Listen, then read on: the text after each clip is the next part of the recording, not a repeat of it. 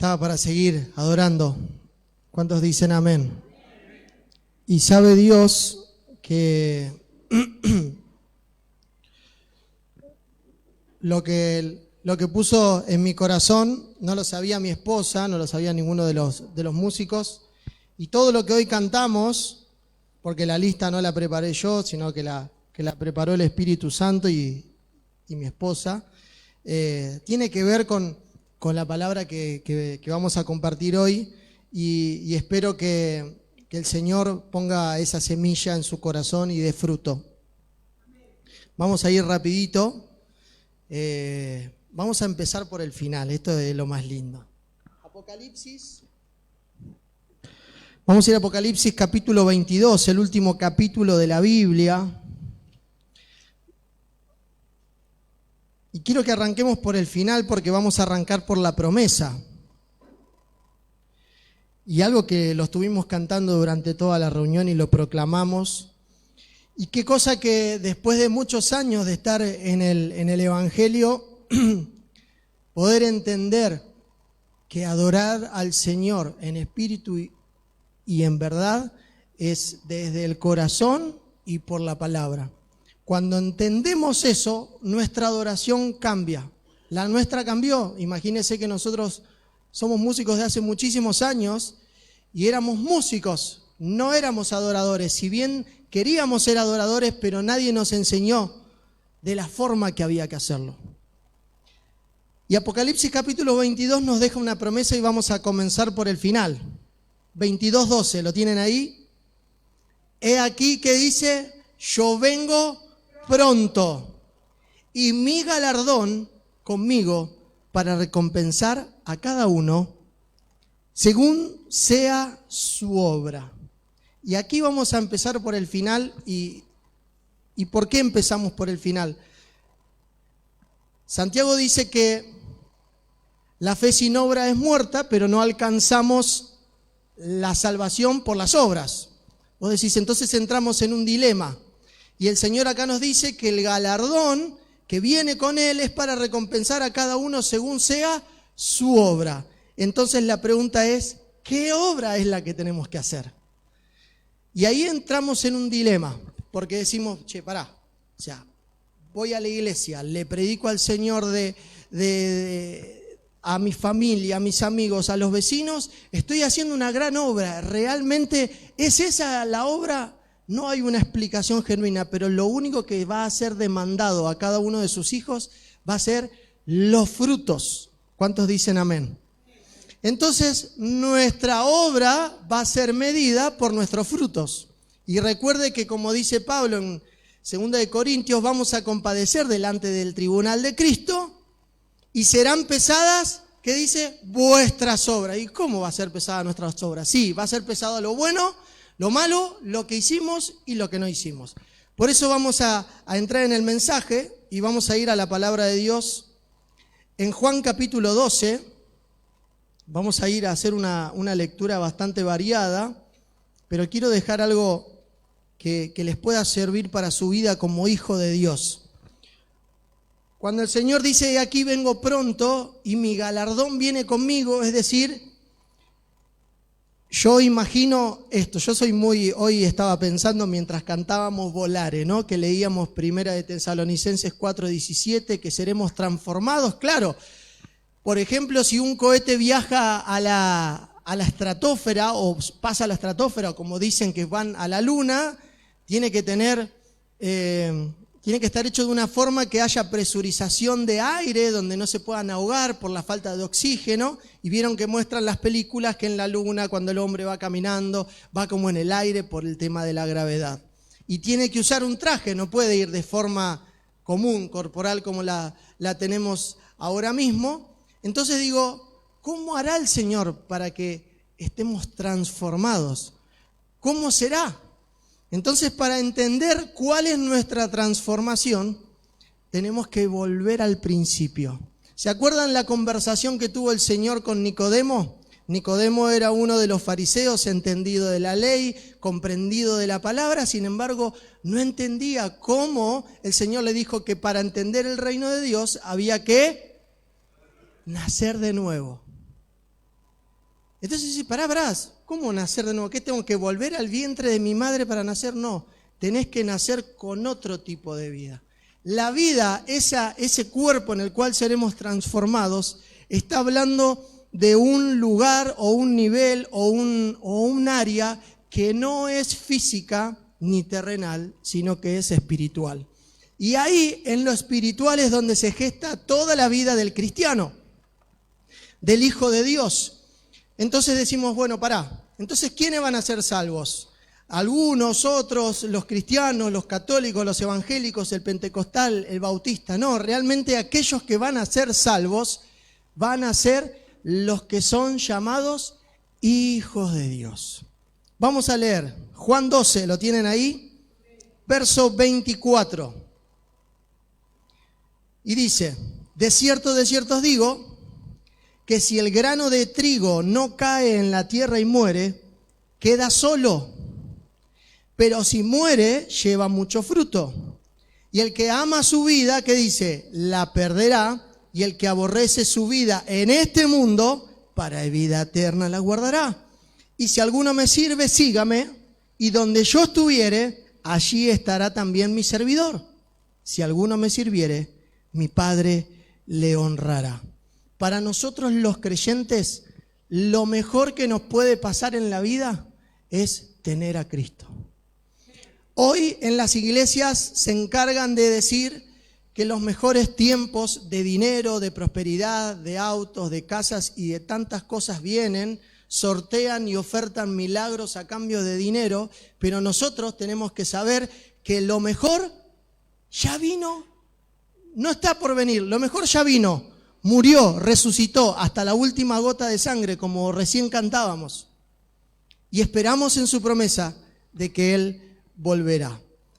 Y sin detenernos más, vamos a 1 Corintios, capítulo 15, y ahora vamos a empezar a entender por qué Jesús les decía que si la semilla de trigo no cae y muere, no produce fruto. Esto no es nada para pensar que es un misterio. La naturaleza nos muestra que si uno siembra una semilla, esa semilla debe morir para que empiece a nacer, ¿qué cosa? El árbol o la planta o lo que sea, y dé frutos en tiempo y forma. Entonces el Señor muchas veces tenía que utilizar, se le dice, la teología natural para que la gente pueda comprender de una manera fácil.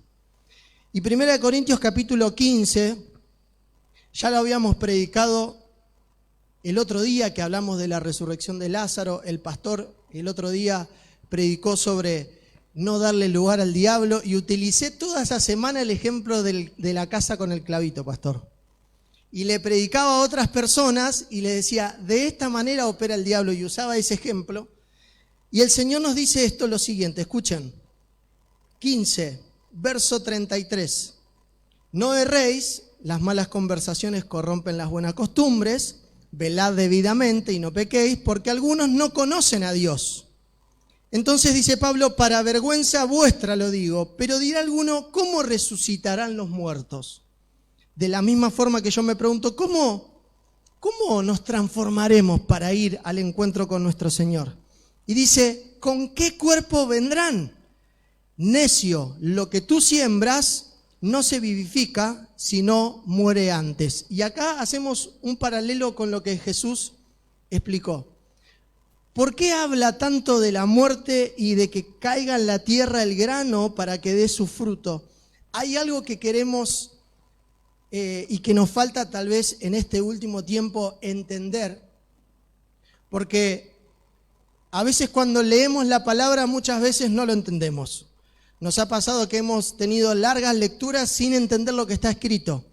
Y a veces, para entender la palabra, hay que leer a donde no está escrito. ¿Qué significa eso? Que yo acá estoy entendiendo que lo que sembramos no se vivifica sino muere antes. Y la explicación está más adelante. Y lo que siembras no es el cuerpo que ha de salir, sino el grano desnudo, ya sea de trigo o de otro grano, lo que Jesús explicaba en Juan capítulo 12. Y dice, pero Dios le da el cuerpo como Él quiso y a cada semilla su propio cuerpo. No toda carne es la misma carne, sino que una carne es la de los hombres, nosotros, otra la de las bestias, otra la de los peces y otra la de los aves. Esto lo podemos comprobar porque cuando comemos nos damos cuenta que cada carne es de un color o de una forma distinta. Y avanzamos. Y dice, y hay cuerpos celestiales y cuerpos terrenales, pero una es la gloria de los celestiales y otra la de los terrenales. Va comprendiendo hacia dónde vamos. Y dice, una es la gloria del sol, otra es la gloria de la luna y otra es la gloria de las estrellas, pues una estrella es diferente de otra en gloria. Así también, escuche, es la resurrección de los muertos. Se siembra en corrupción y se resucitará en incorrupción. Se siembra en deshonra y se resucitará en gloria. Se siembra en debilidad y se resucitará en poder. Vamos al 44. Y dice, se siembra, cuerpo animal y resucitará, ¿qué dice? Cuerpo espiritual. Hay cuerpo animal y hay cuerpo espiritual. Lo que acabamos de hablar hace unos minutos. Mas lo espiritual no es primero. Perdón, me salté al 46. Vamos al 45. Así también está escrito. Este versículo es muy conocido. ¿Fue hecho quién? El primer hombre, Adán, alma viviente. El postrer Adán, ¿qué dice? Bien, mas lo espiritual no es primero, sino lo animal y luego lo espiritual. Y por último, el primer hombre es de la tierra, el terrenal. Y el segundo hombre, que es el Señor, es del cielo. Entonces, vamos a ir desglosando esto porque es interesante. Vamos a separar nuestro mundo en dos. Vamos a separar, voy a hacerlo conmigo, voy a separar el Gabriel terrenal del Gabriel espiritual. El Gabriel terrenal va a morir, va a ir a la tierra y va a haber algo del Gabriel terrenal que está adentro, que va, ¿qué decía acá? Que va a resucitar en lo espiritual. Y eso que va a resucitar en lo espiritual es lo que va a ir como cuerpo transformado al encuentro del Señor. Para entender esto, nos vamos a ir al principio, porque si no va a ser bastante complicado. La palabra de Dios nos enseña en Génesis capítulo 1, que en principio hizo Dios los cielos y la tierra estaba desordenada y vacía, y dice que las tinieblas estaban sobre la faz de la tierra. Bien, lo que dice en el verso 2, ahí sí lo tienen, es lo siguiente: y la tierra estaba desordenada, vacía, y las tierras sobre la faz del abismo, y el Espíritu de Dios se movía en las aguas. El 3, dice, y dijo Dios, sea la luz, y fue la luz. Es decir, cuando uno entiende que la tierra estaba desordenada y vacía, ¿qué querrá decir? Había caos. Estaba todo desordenado. En el colegio las maestras enseñan que eso es el Big Bang, que hubo una explosión, que quedó todo desordenado, el universo dando vueltas y que algo por arte de magia acomodó y fundó la tierra y tantas cosas más. Sin embargo, nosotros por la palabra entendemos que estaba desordenada y vacía, significa estaba inhabitable. Bien. Cuando avanzamos en todo el capítulo, después lo lee en su casa para no hacer larga la lectura, Dios empieza a crear todas las cosas. Hace que se creen donde no había, del vacío crea lo lleno, por su palabra empieza a producir y empieza a crear. Y usted va a encontrar en el capítulo 1 que crea, que produce y que dice la palabra, da la orden y las cosas son de donde no eran. Así es nuestro Dios y así vamos siendo formados. Hasta que llega un momento que hizo todo. Y dice en el capítulo 26, tiene un diálogo, que a mí me encanta mencionarlo, y dice entonces, dijo Dios, hagamos al hombre, ¿a qué? A nuestra imagen, conforme a nuestra semejanza, y señoree a los peces del mar, las aves del cielo, en las bestias, en toda la tierra y en todo animal de la tierra, y creó al hombre a su imagen, a imagen de Dios los creó. Habla de uno. Varón y hembra los creó. Ahí, el hombre que crea al Señor es un hombre espiritual. No había sexo.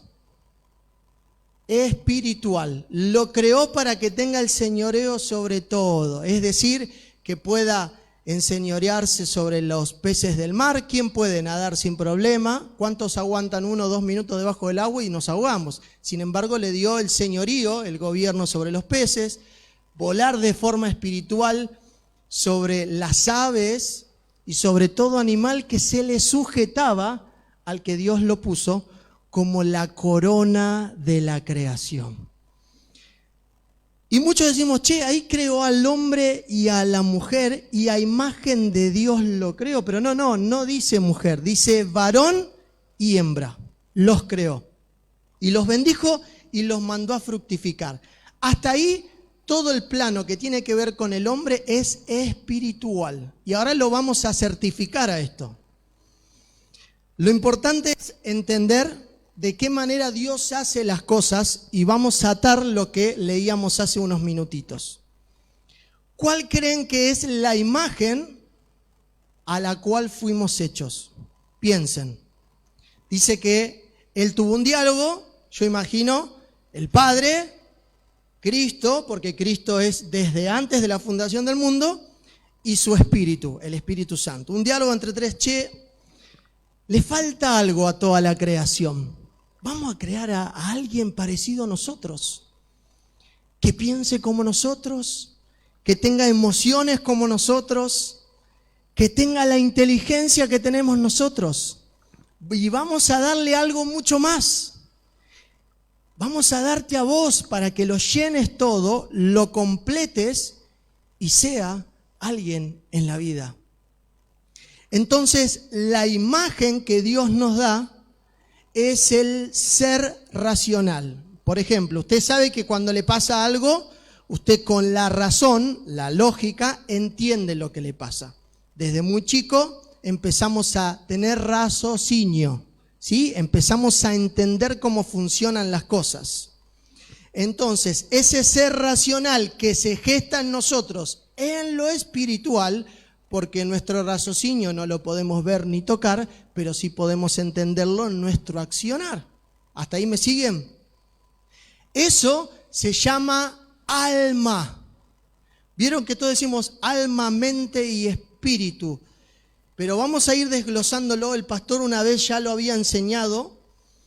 Eso, el ser racional que Dios creó en nosotros, es el alma, que es lo que expira del cuerpo físico cuando uno muere, lo que hoy mencionábamos, y que se convierte en esa forma espiritual que el Señor nos dio en un principio. ¿Y cuál sería la semejanza con Dios? ¿Alguien me puede decir algún ejemplo? ¿Cuál sería la semejanza que nosotros tenemos con Dios? ¿Qué es lo que nosotros proclamamos? ¿Para qué murió Cristo? ¿Y que tengamos qué? Entonces somos seres, tenemos eternidad, ¿sí? ¿Cómo lo constatamos a esto? Porque decir, este está medio loco, pastor, ¿a quién le diste el micrófono para que predique? Vamos rápido, no saque el dedo de Génesis 1 y Génesis 2, vamos a Eclesiastés 3:11.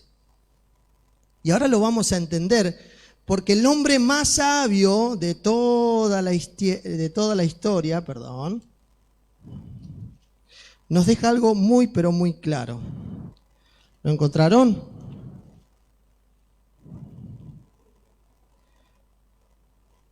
Yo no lo encontré.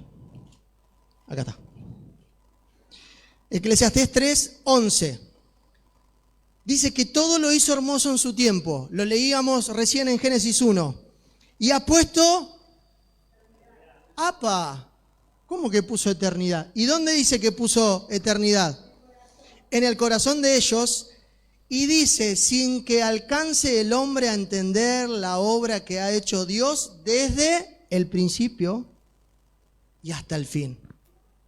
Entonces, la semejanza que nosotros tenemos con Dios es que somos seres eternos. Hechos a imagen de Él porque pensamos, porque sabemos lo que hacemos y lo más importante es que nos dio el poder de decidir. Lo que en otras palabras se dice libre albedrío, nosotros lo entendemos como el poder de decidir. Entonces la pregunta del millón es esta. Si somos a imagen de Dios, nos dio el poder de decidir y somos seres eternos, cuando nuestro grano, nuestro cuerpo, vaya a la tierra y muramos y aquello que resucite o aquello que quede en nuestra alma sea eterna, la parte espiritual, ¿a dónde vamos a ir? ¿Segura? Nos encantaría ir todos al cielo, obvio. No venimos a la iglesia y yo voy a la iglesia porque quiero ir al cielo, quiero ir al cielo, quiero ir al cielo y voy a ir a la iglesia y voy a ir a la iglesia y voy a cantar con la hermana que canta bien fuerte porque yo quiero ir al cielo. ¿Y cómo nos ganamos el cielo? ¿Cómo nos ganamos el cielo? Es la pregunta. Porque el infierno es fácil para ganarlo. Es una decisión de vida. El pastor el martes predicaba sobre esa decisión de darle lugar al diablo o no dárselo, dejar que te deje el clavito puesto en la pared o sacarlo de una vez para siempre y no volver más. Y Moisés, cuando escribe Génesis, ahora volvamos al capítulo 2 para ir adelantando estas cuestiones. Eclesiastés recién decía que lo hizo todo agradable y perfecto y puso eternidad en el corazón. Y Génesis 2, verso 4, ¿lo tienen? Después de contar cómo Dios creó todo, Moisés dice, es como si hubiese otra historia. Porque hasta el verso 3 del capítulo 2 dijo, y bendijo Dios al séptimo día, lo santificó, porque en él reposó toda la obra que había hecho de la creación. Cuando vamos al 4, fíjense que en la Biblia también está como separado, y es como si él hiciese un resumen, Moisés, de lo que pasó en la creación de Dios. Y dice, estos son los orígenes de los cielos y de la tierra, cuando fueron creados, el día que Jehová hizo la tierra y los cielos, y toda planta del campo antes que fuese en la tierra, y toda hierba del campo antes que naciese. Escuche lo que dice Moisés, que hizo todo antes que fuera, antes que nazca, lo hizo todo antes. Porque Jehová Dios aún no había hecho llover sobre la tierra, ni había hombre para que labrase la tierra. Para. Si un par de versículos para atrás dice que hizo al hombre, ¿por qué ahora no había hombre para que trabaje la tierra? ¿Qué dijimos que era esa creación? Espiritual. Volvamos. Y dice, sino que subía de la tierra un vapor, el cual regaba toda la faz de la tierra. Entonces, ¿qué estaba faltando acá? Estaba todo hecho de manera perfecta, pero faltaba que alguien trabaje en la tierra. Es decir, faltaba que alguien ponga manos a la obra. Y el verso 7 dice, entonces Jehová, escuche, dice creó, formó al hombre del polvo de la tierra y sopló en su nariz, ¿qué cosa? Aliento de vida. Y fue el hombre un ser. ¿Y qué decía Eclesiastés? Que les dio ¿qué cosa? ¿Se recuerdan? Eternidad, pero dice un detalle más. ¿No se acuerdan? Vamos a ir. Eclesiastés 3:11.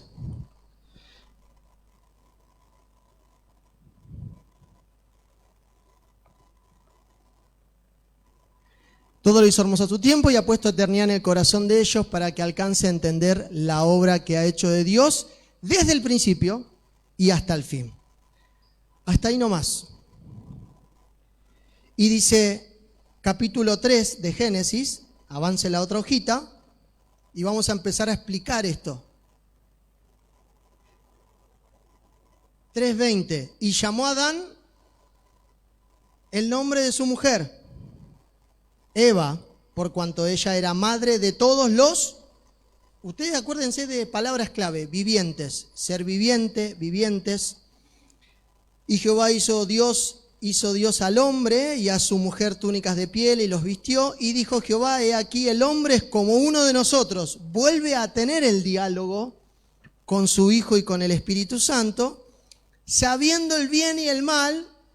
Acuérdense, raciocinio, ya era un hombre no solamente como ser espiritual, sino que tenía un cuerpo terrenal.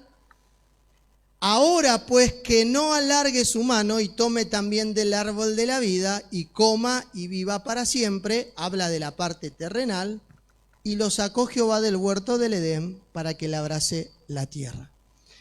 Para muchos, fantásticamente, el árbol, ese fruto que no podía comer del bien y del mal, para la historia común era una manzana. Sin embargo, en la Biblia nos muestra que era la corona de la sabiduría. Y esa corona contenía como si fuesen 10 diademas. ¿Vieron que en el Apocalipsis se habla de las bestias que tenían 10 diademas? Esto es lo mismo. Esa corona del hombre, que la vemos representada en Cristo, significa tener sabiduría, entendimiento, razón, fuerza, justicia, poder, juicio, amor y compasión. Todos estos atributos, ¿usted no lo tiene? En menor o en mayor medida los tenemos. Se nos fue dado. Dentro de la imagen y semejanza, lo que hizo Adán fue tomarlo, el hombre terrenal fue tomarlo, porque dice, yo quiero ser como Dios.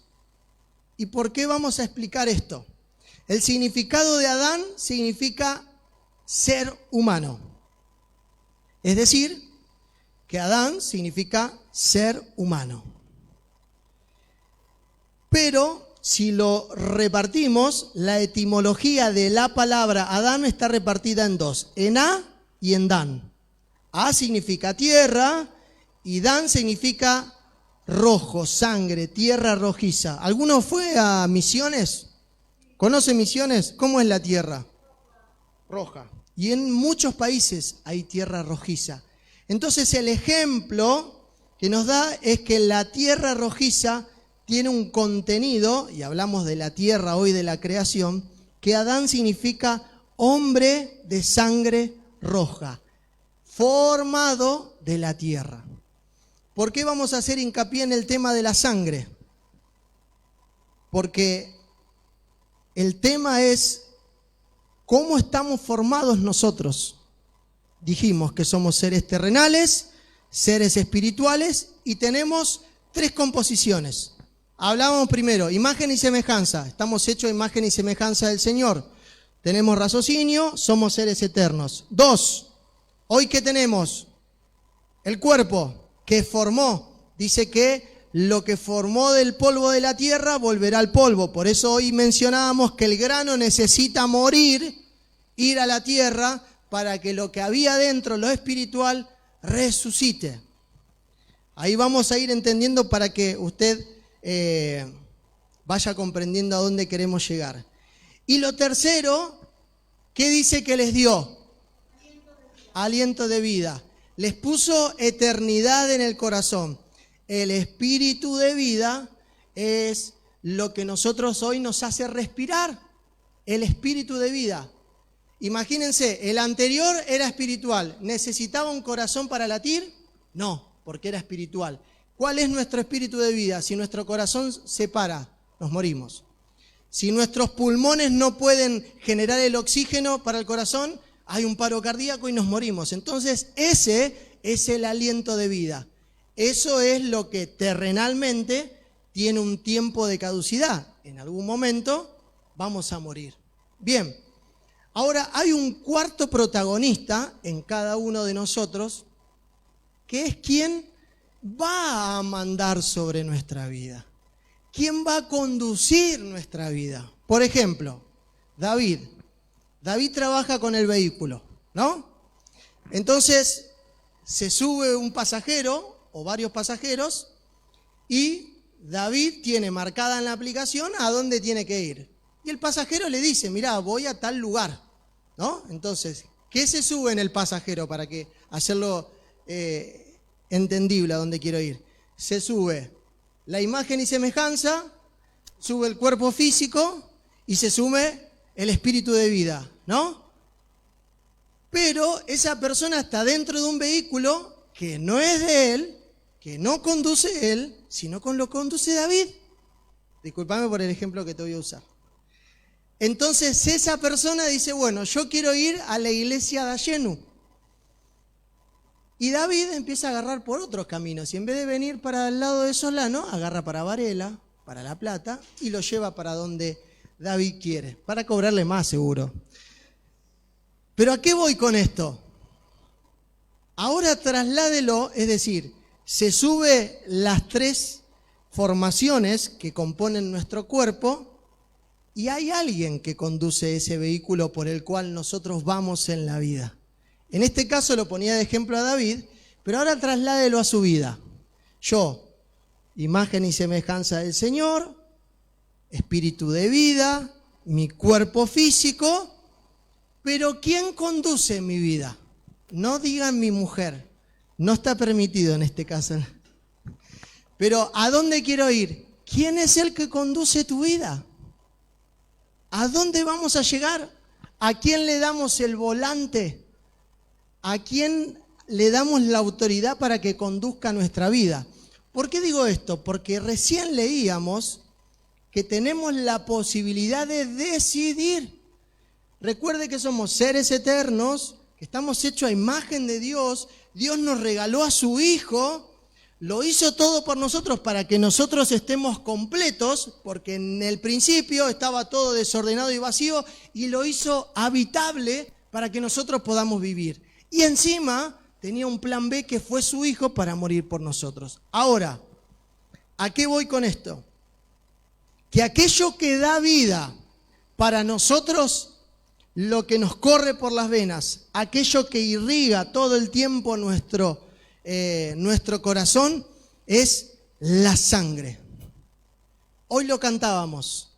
Y vos decís, ¿pero qué tiene que ver? Hablábamos del significado de Adán, y ahora vamos a entender que el espíritu de vida, esa humanidad, y aquello que puede redimir esa humanidad, es la sangre.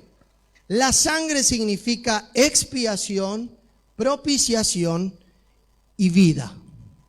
Entonces, por ejemplo, a mí el otro día me pasó un accidente en el trabajo, y lo voy a citar ahora porque tiene que ver todo con todo, y me corté con un vidrio templado de tal forma que todos me decían, chabón, la sacaste barata, porque me corté justo hasta el límite donde empieza la parte blanca de los tendones y las arterias. Entonces yo vi, porque yo no le tengo miedo o fobia a la sangre, y veía como la carne estaba así abierta, veía la parte blanca y veía como el corte estaba tan hecho perfecto, pero que abajo estaba impecable. Y todos estaban más asustados que yo, y cuando fui al médico me dijeron lo mismo, y me dijeron, vos sabés que hace poco una chica de 15 años murió por el corte de vidrio, se cortó las piernas y el abdomen, y como le tocó una arteria, se desangró tan rápidamente que no hubo tiempo de salvarla. Cuando a mí me dijo, no hubo tiempo de salvarla, derramamiento de sangre, llegaron tarde al médico y esa chica murió. Me dijiste, y entonces me dice, así que vos la sacaste barata.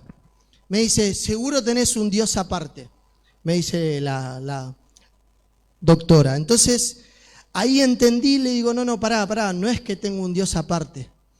Es que la sangre de Cristo es aquella que nos da la protección necesaria, porque ya Él la derramó, y me quedó mirándola. Y me quedó mirando, me dice, ¿cómo? Claro, le digo, yo no hacía falta que yo la derrame, la derramó Él por mí. Le digo, y me quedó mirando y me dice, ¿qué sos cristiano? Entonces yo le digo, sí, le digo, Dios siempre me guarda de la muerte. A veces tiene que dar unos indicios y me lleva al borde de la muerte. ¿Para qué? Le digo al Señor. ¿Y para qué? ¿Sabe para qué? Para esto, miren. Efesios 1:7, tenemos redención en su sangre. Romanos 3:5. Tenemos la propiciación por medio de la fe en su sangre. Y el 5:9, estando ya justificados en su sangre. Todo lo que hace la sangre es manifestar justicia para nosotros. Ahora, ¿por qué pongo todos estos ejemplos? Vamos a repasar. La imagen de Dios en nosotros es que podemos pensar, que somos seres inteligentes, que tenemos emociones y que la semejanza de Él es que somos hombres eternos. Amén. Todo lo hizo perfecto y puso eternidad en nosotros. Y vamos a Hebreos 12, rapidito, que se nos va el tiempo. Y vamos a pegar la vuelta por el final donde comenzamos. Hebreos, antes de Santiago está. Hebreos capítulo 12, verso 1. Avísenme cuando lo tienen.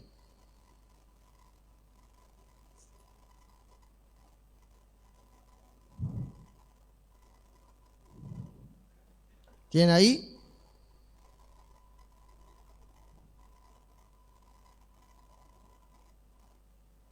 Leemos.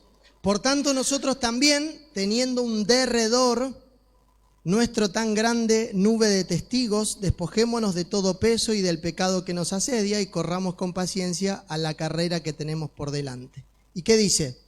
Puesto los ojos en Jesús, el autor y consumador de la fe, el cual por el gozo puesto delante de él sufrió la cruz, menospreciando lo oprobio, y se sentó a la diestra del trono de Dios. Considerad aquel que sufrió tal contradicción de pecadores contra sí mismo, para que vuestro ánimo no se canse hasta desmayar. Porque aún no habéis resistido hasta la sangre, combatiendo contra el pecado. Y otra vez, entonces yo me preguntaba, Señor, ¿por qué? ¿Qué significa esto? Vayamos al 9. Dice, por otra parte tuvimos a nuestros padres terrenales que nos disciplinan y los venerábamos. ¿Por qué no obedeceremos mucho mejor al Padre de quién? Y viviremos. La pregunta que hace Pablo. Y escuche, y aquellos ciertamente por pocos días nos disciplinaban como a ellos les parecía. Está hablando de los padres terrenales. Pero para lo que nos es provechoso, para que participemos de su santidad, es verdad que ninguna disciplina al presente parece ser causa de gozo, sino de tristeza. Pero después, ¿qué dice? Apacible de justicia a los que en ella han sido ejercitados. Nos está hablando que tenemos que tener fruto de justicia, que vamos a ser disciplinados por nuestro Padre, pero que en esa disciplina vamos a tener gozo. Y seguimos. Por lo cual, levantar las manos caídas y las rodillas paralizadas y hacer sendas derechas para vuestros pies. 14. Seguid la paz con todos y la santidad. Y dice, vamos al verso 20.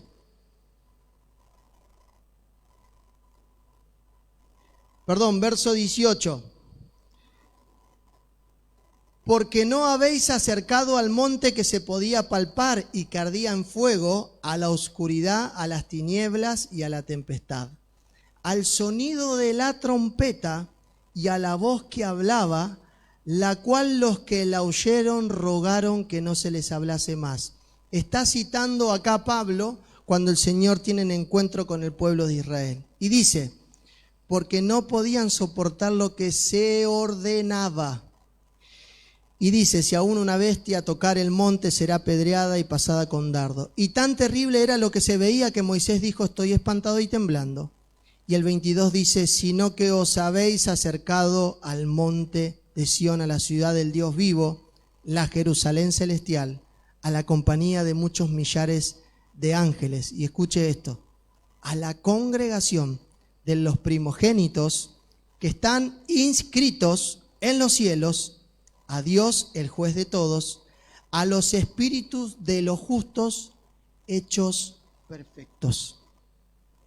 Y a Jesús, el mediador del nuevo pacto, a la sangre rociada que habla mejor que la de Abel. ¿Recuerdan la historia de Caín y Abel cuando el Señor le dice a Caín, la sangre de tu hermano desde la tierra clama por justicia? La sangre derramada por Jesús en la cruz clama porque todos nosotros, la congregación que bien dice acá, la congregación de los primogénitos que están inscritos en los cielos. Todo esto que estamos hablando ahora tiene que ver con que nosotros tenemos algo que hacer en la tierra. Hermanos, llegó el tiempo de que la iglesia de Jesucristo empiece a hacer lo que Dios dice que tiene que hacer. Llegó el tiempo de dejar de estar titubeando, que sí, que no, que juego un poquito con el Señor, que me voy, que me siento mal, que me siento bien. Hermanos, Dios necesita hijos con decisión. ¿Usted no quiere que a sus hijos le vaya bien? ¿No quiere que sus hijos salgan adelante? ¿Cuánto más Dios por cada uno de nosotros? Nos dio su imagen, nos dio su semejanza, nos dio la palabra, nos dio lo mejor que fue su Hijo, nos dio la redención, nos justificó, nos santificó, quiere que te consagres todos los días y que te prepares para el momento de la glorificación, que va a ser cuando seamos transformados en cuerpos espirituales y vayamos a su encuentro. ¿Por qué le digo todo esto? Vamos a cerrar con Juan capítulo 15, porque la palabra de Dios que hoy al comenzar mencionaba en Apocalipsis 22, verso 12, dice que nuestro galardón será por nuestras obras. Y yo le pregunto, si hoy nos morimos, como siempre preguntamos, y nos vamos con el Señor y nos ponemos delante de su tribunal y de alguna manera el Señor nos dice, bueno, Gabriel, sentate, ahora voy a pasar la película de toda tu vida y vas a ver lo que hiciste bien, lo que hiciste mal, lo que hiciste y lo que no hiciste, y vamos a pesar si realmente tus obras se hicieron conforme a la justicia de mi palabra. Entonces, ¿es difícil? ¿Es duro? Sí, pero necesita hijos con decisión. Es imposible representar a Dios si no somos, aunque sea un poco como Él. Esa es nuestra verdad, ese es nuestro legado, ese es nuestro propósito, nuestro proyecto de vida.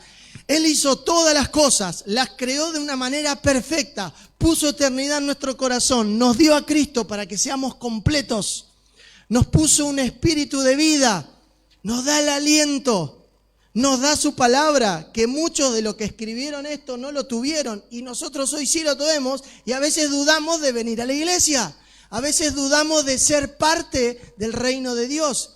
Y el Señor, cuando les enseñaba en aquellos tiempos a las personas que se acercaban, todos esperaban un rey que venga con un ejército, con soldados y que venga a terminar con el poder de este mundo, y el Señor les vino a traer un reino que no pertenece a este mundo.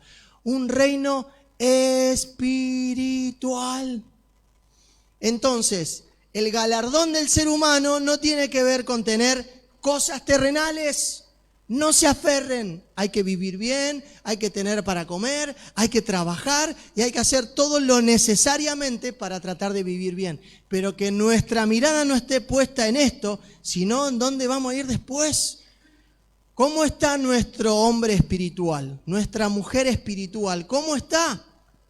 Y dice, Juan capítulo 15, verso 15. ¿Lo tienen ahí? ¿Recuerdan este capítulo? El Señor dice, yo soy la vid y vosotros los pámpanos, el que permanece en mí y yo en él, este llevará fruto.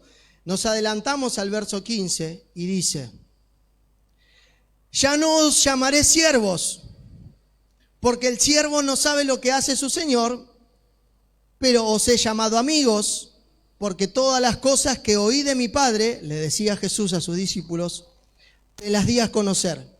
Es decir, hoy nos está hablando a nosotros. Todo lo que mi Padre me dijo está acá. Lo tenés todos los días, escrito y en un montón de versiones en el celular.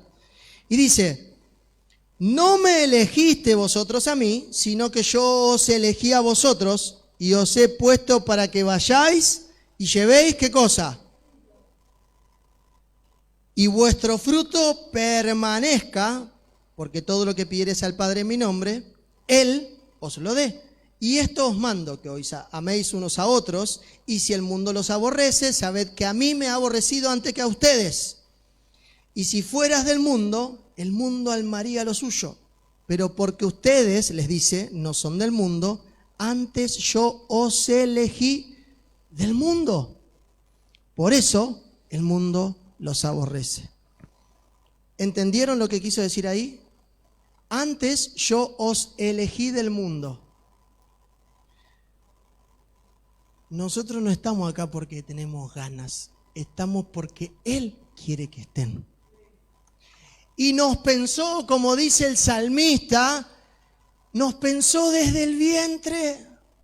Ahora, todo lo malo que pasamos son consecuencias de las malas decisiones nuestras, de nuestros padres, de nuestros abuelos, pero el que fue a tu encuentro fue el Señor.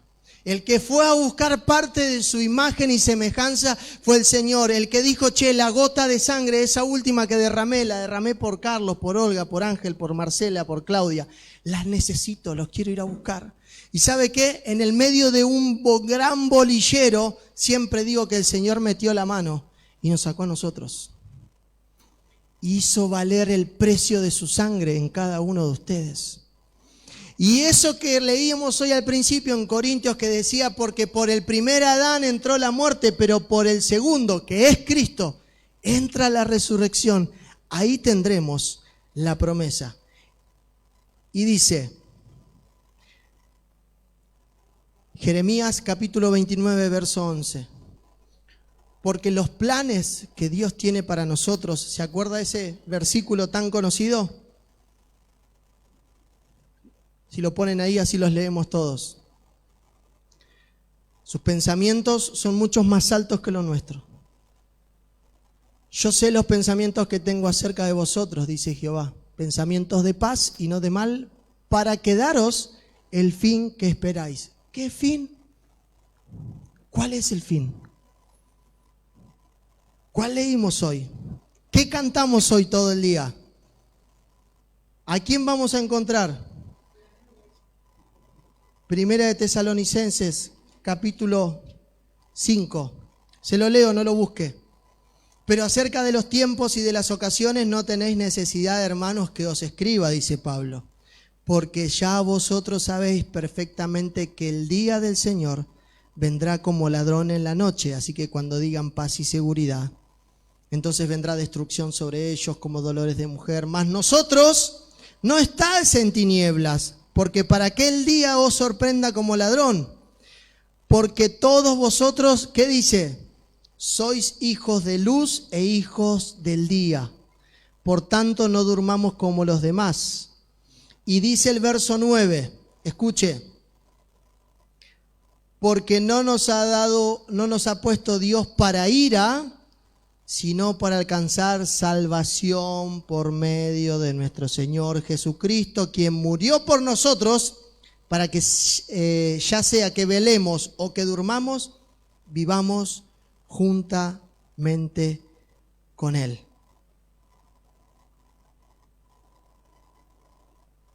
Y el capítulo 2 de Tesalonicenses, segunda de Tesalonicenses, dice, pero con respecto a la venida de nuestro Señor Jesucristo y nuestra reunión con Él, os rogamos, hermanos. Y con esto terminamos.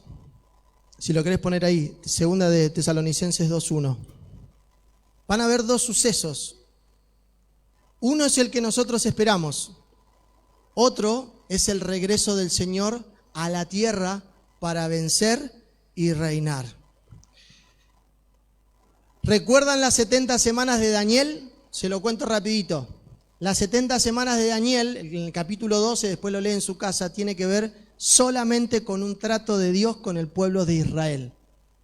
Romanos 11:25 dice la palabra del apóstol Pablo que durante un tiempo fue endurecido el corazón de Israel para que nosotros, los que no éramos de su pueblo, podamos ser salvos. Y después viene la salvación de ellos. Y acá dice, pero con respecto a la venida del Señor Jesucristo y nuestra reunión con Él, os rogamos, hermanos.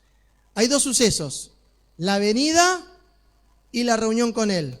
¿Qué va a pasar primero? Dedúzcalo. ¿Por qué no estamos preparando? ¿Cuál va a ser nuestra transformación? Lo leímos hoy al principio en 1 Corintios 15. ¿A dónde vamos a ir? ¿Seremos transformados? Al cielo. ¿Y dónde nos vamos a encontrar? En la nube. Entonces, respecto a la venida del Señor Jesucristo, cuando vuelva a su iglesia, pero nuestra reunión con Él va a ser en el arrebatamiento. Entonces, el fin que recién leíamos en Jeremías 29:11 tiene que ver con nuestra vida y llegar a esa meta. Todo lo que leímos hoy, de qué estamos hechos, por qué el Señor necesita una decisión, tiene que ver con un cambio de vida, pero de una vez y ya está. Imagínense si nosotros hacemos un contrato de un alquiler y pagamos un mes y otro mes no lo pagamos. Pagamos un mes, otro mes no lo pagamos. Pagamos un mes, otro mes no lo pagamos. Va a llegar un momento que el dueño que nos alquila nos va a decir, flaco, no te alquilo más. No es que un día me pagás, otro día no me pagás, un mes sí, un mes no. El Señor necesita valientes, hijos con decisión. Ya no vivimos como extranjeros, tenemos la palabra, tenemos hecha nuestra vida para ser imagen y semejanza del Señor y practicar la justicia. En el 22:11 de Apocalipsis nos dice, vengo con mi galardón a buscar a aquellos que hicieron la obra. Y la obra es llevar fruto. ¿Qué estamos haciendo? ¿Qué es lo que nos hace falta? Levanten la mano, pidan ayuda. Mira, me hace falta esto, estoy luchando con esto. Bueno, vamos a hacer lo mejor posible para que no vuelvas a luchar con eso y dejes atrás y des vuelta a la página, porque hay que seguir, porque tenemos un fin por alcanzar, tenemos un encuentro con quien estar.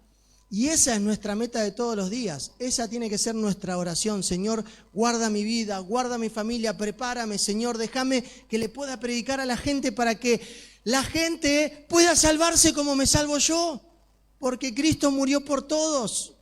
Su sangre, aquella sangre que leíamos del principio, a todos nos dio la posibilidad de tener espíritu de vida y a todos nos dio la posibilidad de elegir.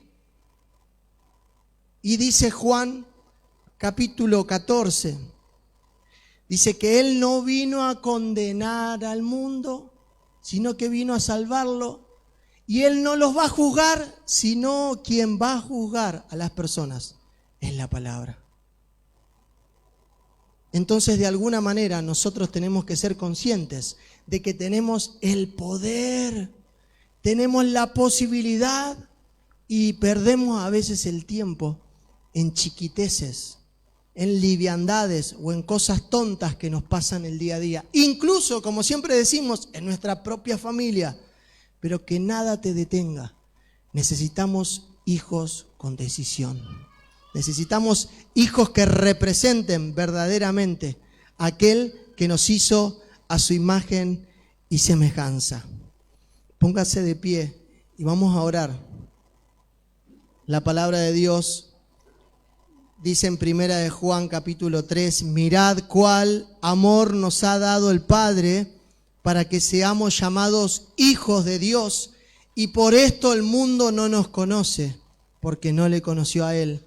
Amados, ahora somos hijos de Dios y aún no se ha manifestado lo que hemos de ser. Acuérdense, la manifestación de cuerpos espirituales. Pero sabemos que cuando Él se manifieste, seremos semejantes a Él, porque le veremos tal como es. Imagínense, yo veo una película y dice, y todo aquel que tiene esta esperanza en Él se purifica a sí mismo, así como Él es puro. Y hace un razón en la tierra. Yo lo quiero ver a Ezequiel, lo quiero ver a Lidia, a Carlitos, a Ángel, a mis pastores, a mi familia. Los quiero ver a todos. No me quiero perder de esa película, quiero ser el protagonista. Decirle al que está al lado tuyo, quiero que vos seas protagonista conmigo y no nos perdamos esa película. No te la pierdas. He aquí, yo vengo pronto y mi galardón conmigo para recompensar a cada uno según sea su obra. Esa es nuestra promesa. ¿Realmente están dispuestos? ¿Realmente es una prueba, es un desafío? Claro que sí, pero necesita de tu decisión. Por eso es necesario que cada uno tome aquello que todavía no puede dejar y lo deje. Y que vaya en búsqueda de aquella transformación por la cual el Señor nos habla a través de su palabra, en ir a su encuentro. Y dígale, Señor, yo sé que hasta acá hice esto, lo otro o aquello, en tus palabras. Pero a partir de ahora, Señor, tomo la decisión, que sea con fe, que sea con convicción, sabiendo ahora de qué estamos hechos. Que tenemos la imagen y la semejanza de Dios puesta en nuestro corazón. Que tenemos la posibilidad de pensar y analizar y decir, Señor, vale la pena cada gota de esa sangre que tiene el poder, que fue el pago de mi pecado, de mi vida pasada, y a partir de ahora no vuelvo atrás. A partir de ahora no vuelvo atrás. No quiero ser quien fui y tampoco voy a volver a ser de aquello de que tanto me quejo, por aquello que vos moriste. Cerrá tus ojos y decile en tus palabras, Señor, a partir de ahora quiero un cambio. Ya no vuelvo atrás. Quiero ser otro, y que en ese momento, en esa película, en aquel encuentro en las nubes, poder encontrarme contigo en un cuerpo transformado y verte realmente como eres. Hoy no te puedo ver, pero te puedo sentir. Hoy no te veo, Señor, pero sé que estás en mi vida. Sé que estás en mi mente y en mi corazón. Y cada día tu palabra siembra la semilla como aquel grano de trigo que es necesario que caiga en la tierra, que sea sembrada para que produzca fruto. Hoy la palabra es sembrada en cada corazón y que produzca fruto. Pero para que produzca fruto necesita el Señor que alguien labrase la tierra, trabaje ese lugar donde fue sembrada la semilla. Si no, es imposible. Dios puede hacer todo para que vos puedas ser salvo, pero hay algo que Dios no puede hacer, y es tomar la decisión por vos. Por eso dale gracias y ponete en las manos de Dios. Él necesita gente con convicción, necesita gente con decisión de fe, gente que se atreva a darlo todo. Nuestra esperanza está allí arriba. Gracias, Jesús. Sin igual, pues el desierto me ha enseñado tu fidelidad. He visto muy de cerca mi fragilidad, tomando forma en tu abrazo y en tu sanidad. Me llevas lejos, Señor. Me llevas lejos. Más allá de lo que nunca imaginé. En el desierto que viviste, en mi desierto te encontré, Señor.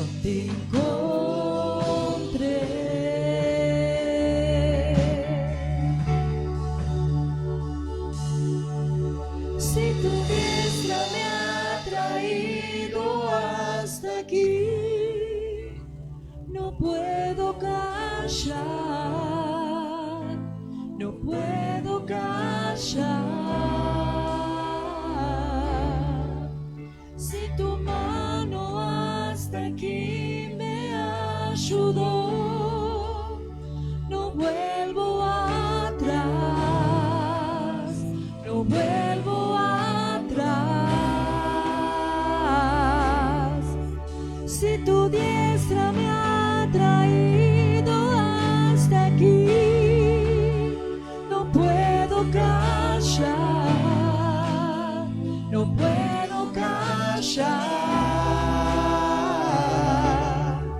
Si tu mano hasta aquí me ayudó, no vuelvo atrás, no vuelvo atrás.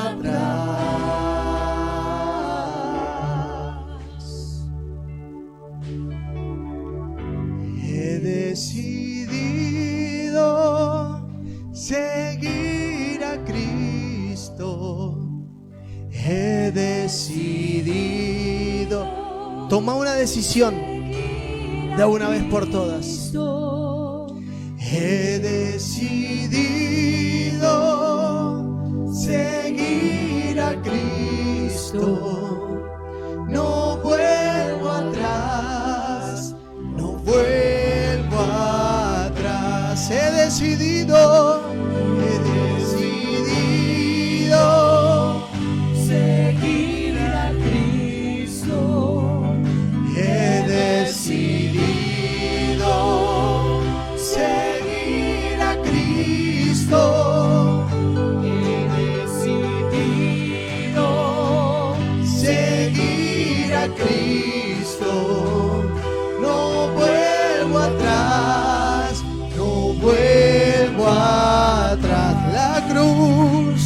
La cruz está ante mí. El mundo atrás quedó. La cruz está ante mí. El mundo atrás quedó. La cruz está ante mí. El mundo atrás quedó. Yo no vuelvo atrás. No vuelvo atrás. Si tu diestra me ha traído hasta aquí, no puedo callar, no puedo callar. Si tu mano hasta aquí, Señor, si tu mano hasta aquí me ayudó, no vuelvo atrás, no vuelvo atrás. Si tu diestra me ha traído hasta aquí, no puedo callar, no puedo callar. si tu mano hasta aquí me ayudó, No vuelvo atrás, no vuelvo atrás. Señor, nos encomendamos en tus manos.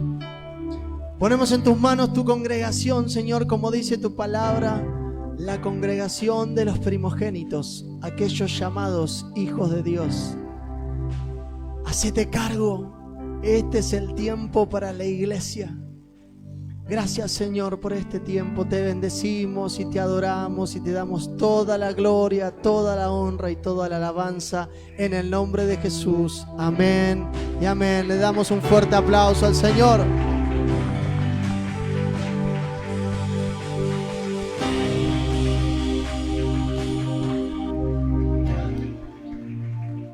¿Cuántos dicen gloria a Dios? ¡Qué palabra, amén! He decidido seguir a Cristo, como decía el tema, no vuelvo atrás, siempre para adelante, siempre mirando la cruz, amén. Estamos gozosos, amén, en esta noche. Entonces nos vamos a despedir con gozo, con alegría, dando gracias a Dios por su presencia en este lugar, amén. ¿Cuántos dicen gloria a Dios? ¿Quién vive? Y a su nombre. Vamos con las palmas, con gozo, vamos.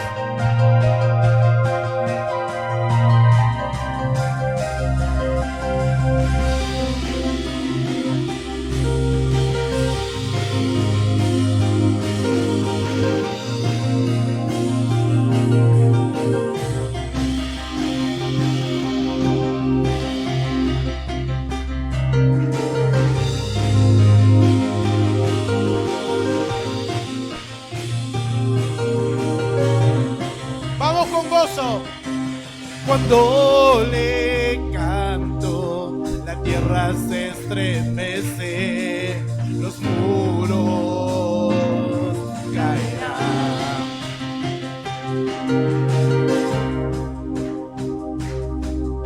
Cuando le adoro, se rompen las cadenas, los muros caerán.